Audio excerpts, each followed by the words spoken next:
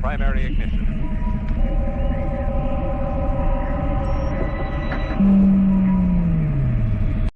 Welcome to Unlimited Power. My name is D-Rod, and here's my pre-release guide for playing Moff Gideon at your Star Wars Unlimited Shadows of the Galaxy pre-release. Now, Moff Gideon's a unique character because he's actually a guaranteed card you're going to get in your pre-release kit, along with the Mandalorian. Him and Mando are both starter deck cards, and a lot of the cards that work with them are actually special cards you can only find within that starter deck. Now, if this is one of your first time watching one of my pre-release guides, I do want to start off by saying a lot of the cards we are going to focus on are going to be commons and uncommons within the set. Cards that can really fill out your deck. Now, there are going to be rares and legendaries that work well with Moff Gideon and other leaders, but those cards are few far between when you only get 6 packs in your pre-release box. So let's focus on some of the cards that can really benefit you with Moff Gideon's abilities as well as his colors within the game. So let's take a look. As a leader, Moff Gideon has the ability to exhaust himself as an action and attack with a unit that costs 3 or less. If it's attacking a unit, it gets +1/+0 for this attack. Pretty much the only time you're going to use this ability is if you are attacking a unit. As an epic action, if you control 5 or more resources, you can deploy him. He's a 3/6 when he's deployed, and he can come out as early as turn 4. When he is deployed, he has the overwhelm mechanic, giving him the ability to damage an opponent's base if any of his damage goes through an opponent's overall health. As he also has a static ability that gives every friendly unit that costs 3 or less +1/+0 and overwhelm as well. So that's kind of the key move here, is to wait till you have a couple of units in play that are all 3 or less costs and start swinging with them into your opponent's units, clearing the board and damaging their base along with it. You want to make sure you find units that are 3 costs but maybe have a little bit more health, or that can hit really strong when they do attack just in case they die. You may have a board that's consistently empty, so let's take a look at some of the cards that are going to work well with them. The first card we're going to look at is actually a big card that's a 6-cost unit called the Pirate Battle Tank. I like this card because it comes into play as a 4/6 Sentinel and gives you that smuggle ability as well.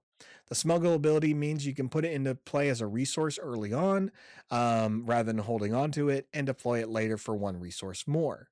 In this case, it's going to cost you 7.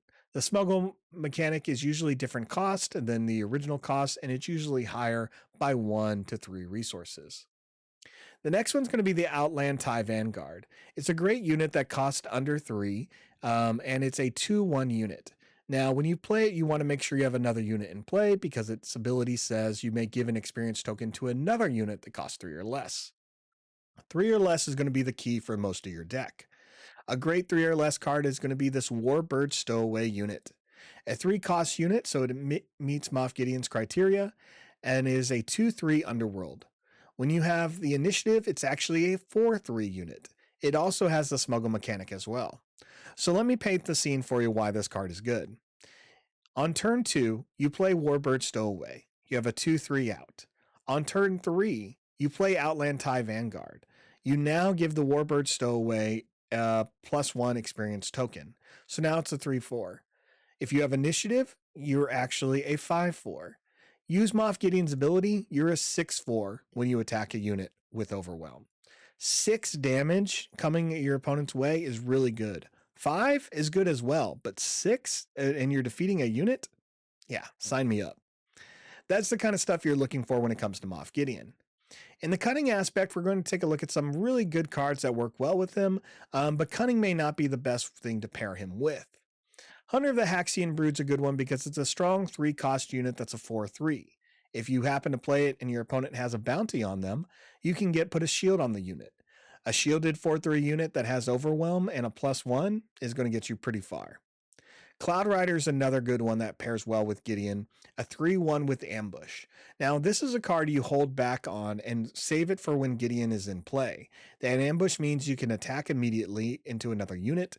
If Gideon's out, you have a 4/1 with Overwhelm. That's pretty strong. And lastly is Lurking TIE Fighter. One of the strongest uncommon ships we've seen in the game so far. It comes into play as a 2/2, and it only costs 3, and has the Raid 2 ability. Raid 2 gives it a +2 when it attacks units or bases. Since you're going to be using this with Moff Gideon, it's a great one to get that bonus, making it a 5-2 when it swings. And the only way this unit can be taken down is usually by trading into another unit or a unit swinging into it. This unit cannot be captured, damaged, or defeated by enemy card abilities, which is why it's so strong in that space lane, because it has the ability of dodging a lot of other effects. In the aggression aspect, I'm going to recommend disabling Fang Fighter, a strong 3-cost space unit that we've seen in the previous set, Spark of Rebellion. Disabling Fang Fighter brings something that's going to be really useful in this limited format, and it says when you play it, you may defeat an upgrade.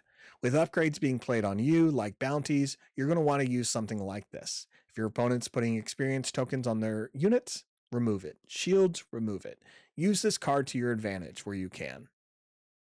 Next is the Death Watch Loyalist, a 3-cost unit that's a 3-3 with grit, meaning the more damage it takes, it can deal more damage to an opponent. That's going to be really great, and it has Overwhelm already without Moff Gideon's ability. And next is Detention Block Rescue. Deal 3 damage to a unit, and if that unit is guarding any captured cards, deal 6 damage instead. It's no open fire from Spark of Rebellion, but it is one of the key cards you're going to want to play if you go into the aggression aspect. For Vigilance, let's look at Embo, a 3-cost unit that's a 3-4, and every time he completes an attack, if the defender was defeated, you can heal up to 2 damage from the unit. So using Moff Gideon to make him a 4-4 that heals is going to be pretty strong. He'll be able to heal himself or other units that you've been using the Overwhelm ability on. A great pairing that we've seen in the Mandalorian show is called the Client. Another 3-cost unit that comes into play with the shield, so you can use that Overwhelm if you need it. But he has the ability of giving bounties to your opponent units. The bounty allows you to heal your base for 5, and 5 is pretty significant. And lastly is Rivals Fall. One of the better events we've seen printed so far, and at a common slot. This card has the ability of defeating any unit. Space, ground, leader, 1 health, 11 health, it will fall to this card. I think it's a great one. At a common slot, you're hoping to get 1 or 2 of these and playing if you end up going in the Vigilance aspect. In the command aspect, we're going to be looking at Outflank, a great card that's traditionally Rebel that we've seen with cards like Leia Organa and Rebel Assault. This card breaks the game of the action sequencing. You're able to attack with 2 units at once, so you're kind of going to cheat with this. Save this card for when Moff Gideon's already out and attack with 2 3-cost units at one time before your opponent can react. Or save it for that game-winning swing at the end. Gamorrean Retainer also makes sense because you are playing a Green Leader, and he's a low-cost Sentinel unit that says you can keep Sentinel as long as you have green units in play besides himself. And last is the Scanning Officer. Scanning Officer is going to be one of those prime cards for command in this set because it has the ability of dealing with the smuggle mechanic. When you play it, you reveal 3 enemy resources, which is going to give you some knowledge into your opponent's deck, and you defeat each resource with the smuggle keyword revealed this way. If you do defeat any, those cards are replaced, which means they're going to go out of your opponent's deck, and they may be some cards your opponent was hoping to play that don't have the smuggle aspect. Or ability, sorry. In the villain aspect, let's take a look at some cards here. Some of the cards that actually do work well with Moff Gideon as opposed to other villain cards and leaders. No Bargain is a decent one just because it's a great one to make your opponent lose a card of their choice and you draw a card.